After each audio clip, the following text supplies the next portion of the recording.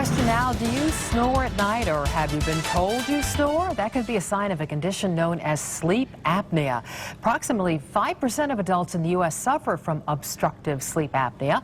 And joining us live to talk more about this is Dr. Carl MOELLER, an otolaryngologist specializing in sleep disorders at Hartford Hospital. We thank you for joining us tonight, Dr. MOELLER. Thank you for having me, Denise. All right, well, our first question is, what is obstructive sleep apnea?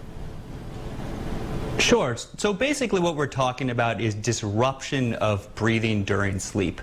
And this can range from simple snoring, which is vibration of the soft tissue during sleep, all the way to full-blown obstructive sleep apnea, which is actual frequent pauses in breathing during sleep, which can lead to drop in oxygen levels.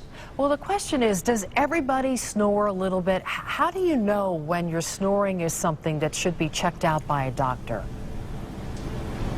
That's a great question. If there's any concern about sleep apnea or significant snoring, really the only way to differentiate between snoring and sleep apnea is through a sleep study.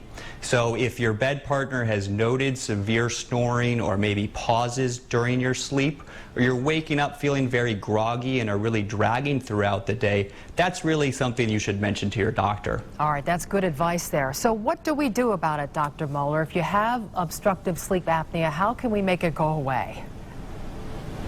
Sure. So if you're diagnosed with sleep apnea, typically the first-line treatment is what we call CPAP, or continuous positive airway pressure. CPAP is essentially a mask that blows air into your mouth and nose and stents open the airway as we sleep. There are a large number of people that don't do real well with CPAP, however, and then we have to look at alternatives, which would include weight loss, an oral appliance your dentist could make, or surgical options. Now, I understand that Hartford Hospital is going to be hosting a free class on all things related to obstructive sleep apnea. What can the participants expect to learn there?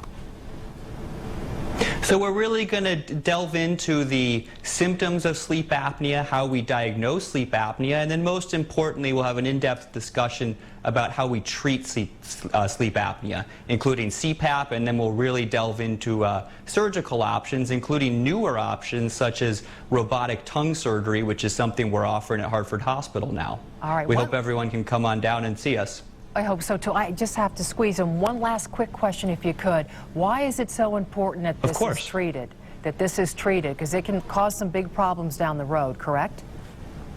Absolutely. So we think about short-term side effects or short-term ill effects of sleep apnea, and the main thing there is severe excessive daytime sleepiness. That can increase the risk of traffic accidents, can lead to poor performance in school for kids or hyperactivity in kids, and can lead to poor work performance and overall cognitive problems.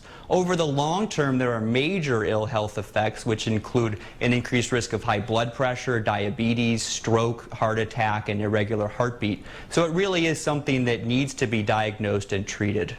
All right, when in doubt, get it checked out. That's what we always say here. We thank you so much, Dr. MOELLER, for joining us tonight. And Dr. MOELLER will be on hand for that free class on September 9th from 6:30 to 8 p.m. That's in Wethersfield.